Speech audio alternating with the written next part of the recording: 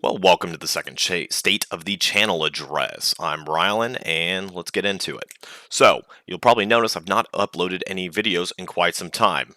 What could that possibly be? What leaked approximately 3-ish, 4-ish weeks ago? I don't know. Maybe it rhymes with Icky Knee, or Tricky D, or any other things. Yes, it is Victoria 3. Of course, I'm playing the league version. I did not bother to use the quote unquote community patch or anything like that. I'm going to get into my thoughts a little bit on the Victoria 3 leak and kind of where the channel is going to go moving forward from there. So, first and foremost, a little bit of background here. I do enjoy Paradox games a lot. I play a lot of Paradox games, first and foremost.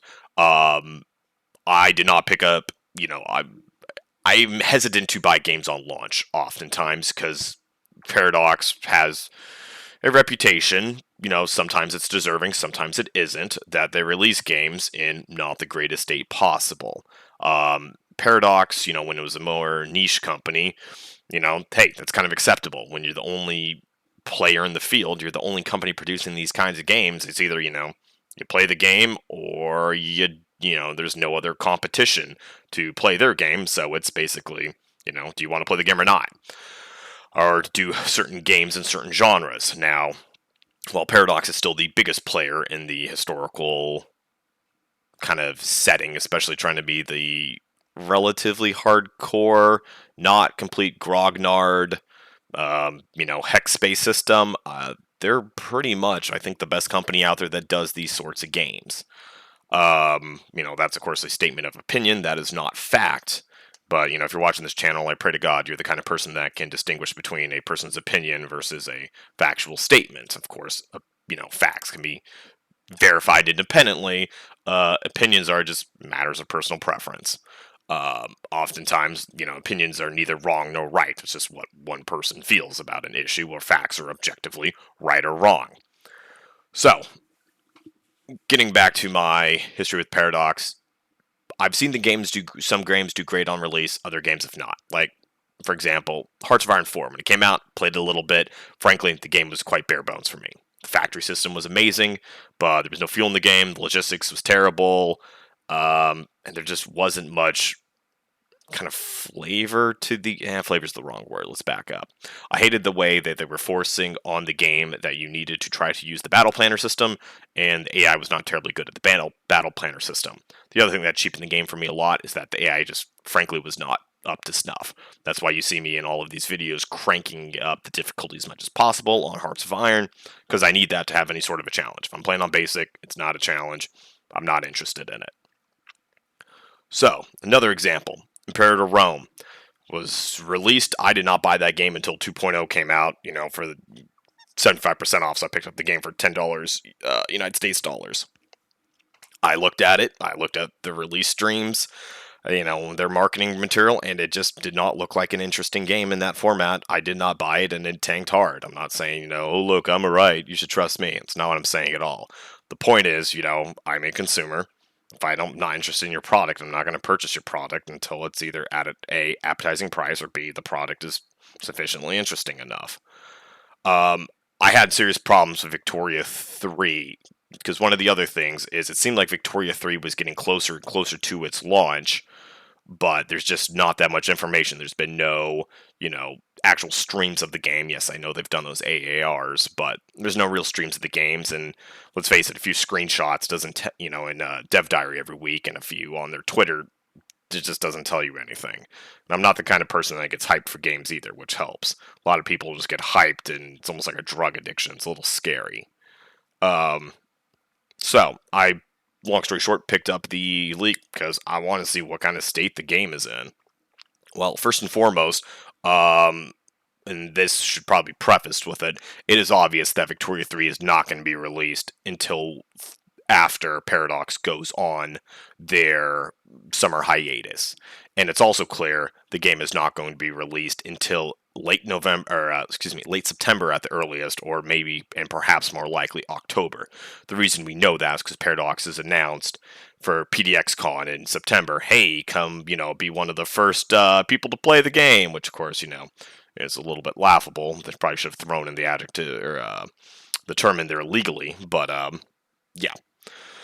So we know the game's not coming out for a while, so let's face it, a lot of what I looked in that leak is not going to be in the same format. Okay, it's a work in progress. It should be treated as a work in progress, and also should be treated as a work in progress that is not that close to release. I was thinking there might have been a chance that Paradox would try to release in early May, before the leak happened and back before all this stuff. Why? Because Paradox, I'm not sure they've officially said it, but it's clear from looking at the release schedules, they try to announce a game and have it released in about a year's time.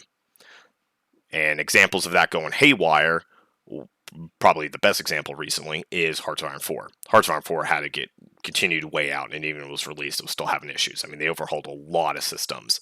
I forget, they had an old system that was going to be in place of the National Focus system. I think it was called National Decisions or something like that. It was kind of their idea about, well, here's your idea if you want to have a historical playthrough, you kind of follow this. They ended up scrapping that whole system, going with National Focuses, and I think they changed some other things.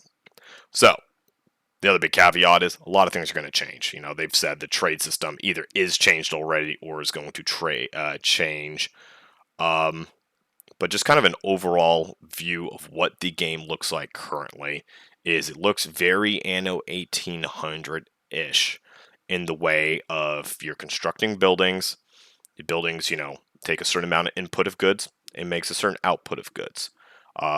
You're kind of balancing numbers. If you want to have your system, you need to balance your number of inputs or not, or otherwise you're going to have to go out there and trade a bunch for them.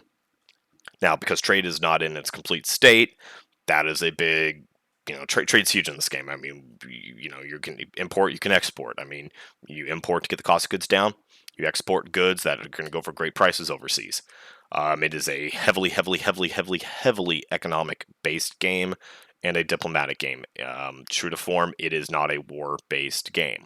There is war in the game. The war in the game looks very similar currently to what has been posted in the dev diaries. It's, you mobilize your generals.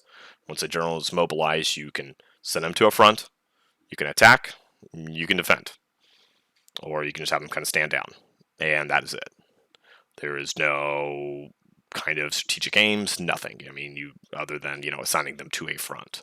I know some people are talking about, you can try to manually split fronts and a bunch of crap like that, but I don't think it's intentional, and two, I really doubt that's going to turn into the meta of your tactics. Ooh.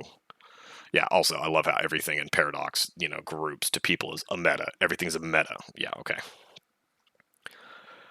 So, looking at a game, honestly, in its current state, I'm okay with a lot of parts of it. I was expecting a steaming, heaping dumpster fire that was not going to be interesting. Now, let me get into why I find it interesting.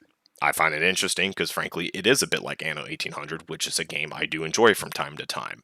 You are sitting there, you are looking at your buildings, you're looking at inputs, you're looking at buy orders and sell orders, which determine, whether the price of goods are high or low, and you're trying to keep a lot of things in balance. You're trying to build up a good economy, so you've got a good tax base.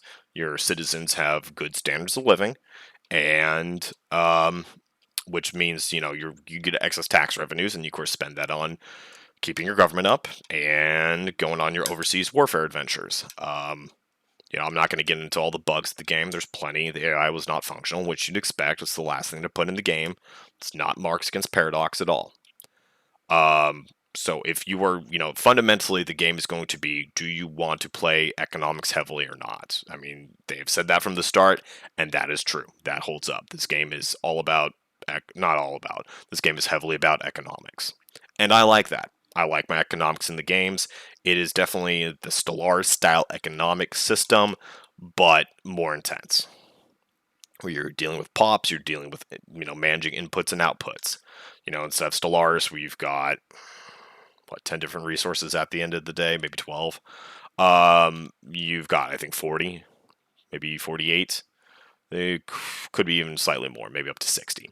The point is, between your raw goods, intermediary goods, and finished goods, there's a lot going on there. And frankly, I kind of liked, clicking through, playing my buildings. So who did I play as? I played as the Papal States. I unified Italy.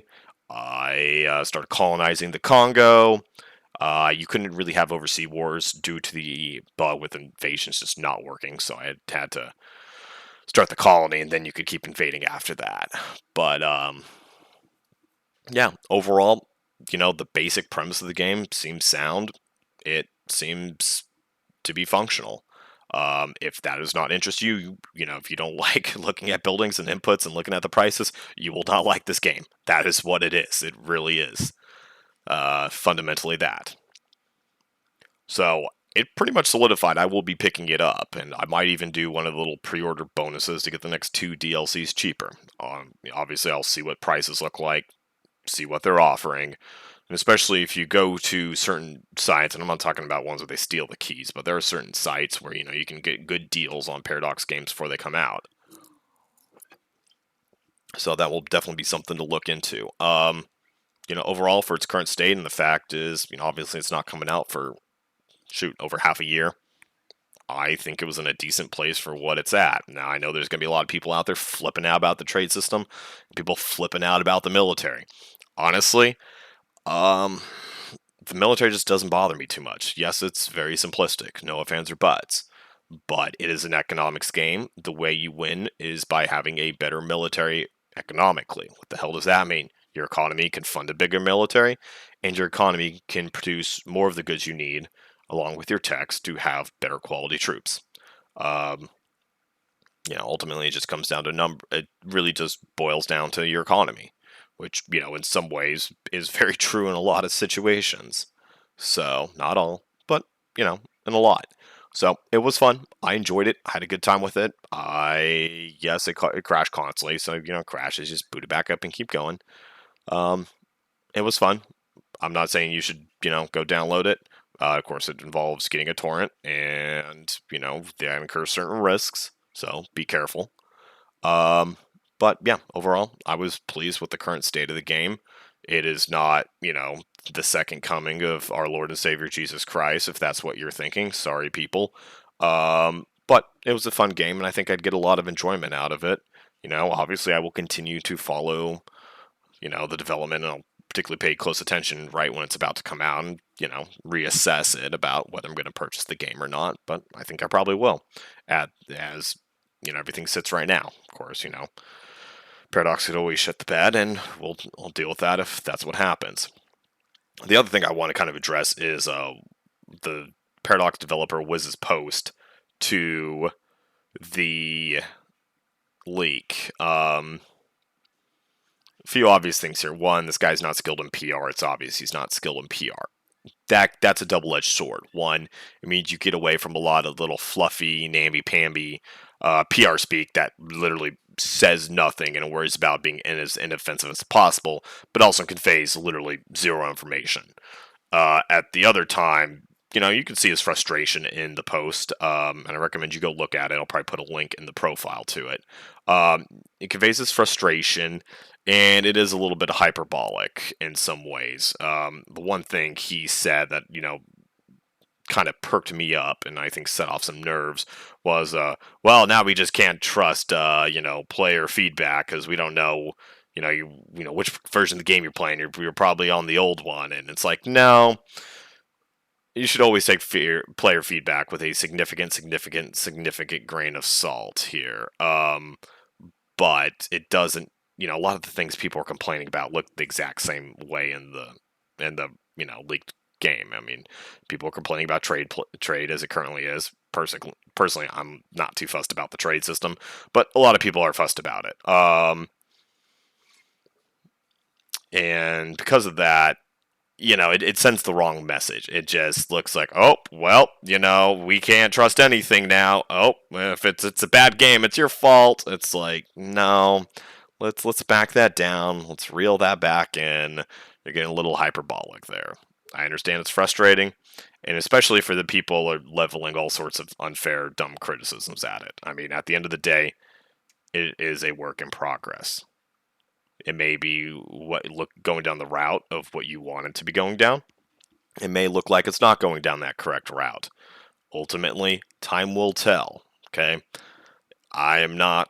Paradox is not the kind of company that forces you to pre-order or you miss out on a bunch of exclusive DLC like Creative Assembly was trying to do, spark that huge backlash. So then they backed off and made it, I think, you buy the first week and you can hear exclusive DLC. Ooh. So I don't think it'll be a big deal.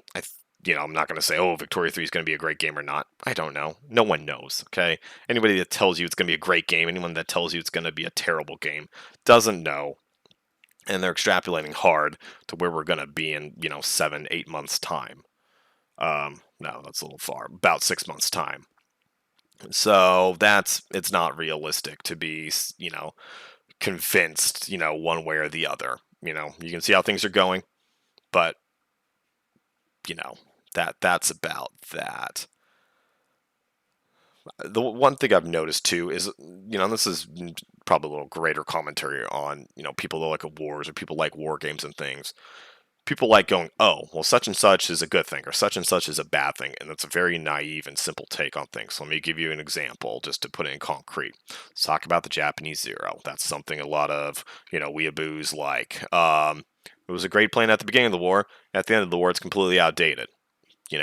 Things change over time. You've got to understand the timing of things is different. Another example, because I'm going to be going back to my World War II games here in a little bit. Look at the Russian army in 1941 versus 42 versus 43 versus 44 versus 45. Different states, big transformation. Look at the German army over the course of the early 30s, let's go, until 45. Major transformations. People like just picking, oh, this noun is this adjective. And it's just not realistic because things change over time. This game will change over time. I probably will keep the leaked copy around just so I can play the retail, assuming I buy the retail game. So I can buy retail and compare it to the leaked copy, and hell, maybe I'll even do a video about that. And just show, things change over time, here's what's changed. That's an interesting thing. I didn't even think I'd think of that until I was on this video. So, to the actual state of the channel and what's going on, I will go back to recording a bunch of probably World War II games here. I'm not in any danger of Paradox releasing any DLC. If you're not quite sure how the Paradox production cycle works, obviously they release the base game and then they have DLCs come out periodically afterwards.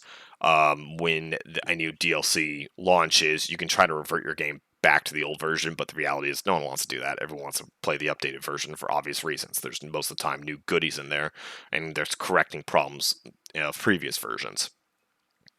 But your tip-off is to knowing when a new version, a new DLC is going to be coming out, is the fact you look at dev diaries to start coming back. And with DLCs, I think it's an average about maybe 10 to 12 dev diaries before a new release comes out. Well, long story short is Hearts of Iron 4 has not started releasing any dev diaries about the new upcoming DLC, so that means it's still quite a ways out. Yes, I know that they had that telemetry one, but that is not the kind of dev diary we're talking about. We're talking about the dev diaries where they're teasing, where they're doing marketing. Let's just call it what it is. Where they're doing marketing and advertising for their upcoming DLC by trying to tell you about, oh look, we're going to include this thing in the game and do that thing with the game. Don't you want to buy our DLC now? Doesn't it look fun to you, the consumer? So, because they've not started that cycle, I know I've got plenty of time to finish up the current campaigns I'm in the middle of. So, with that, thank you very much for watching. As always, if you've got some thoughts, leave a comment. I'm happy to see what people are interested in and carry on good conversations. Honestly, it's kind of fun having conversations with the people in the comments. I've had a very good one, Dan Garcia, in my USA series. That was a lot of fun to do. So, well, thank you very much for watching, and I will see you in the next video. Bye for now.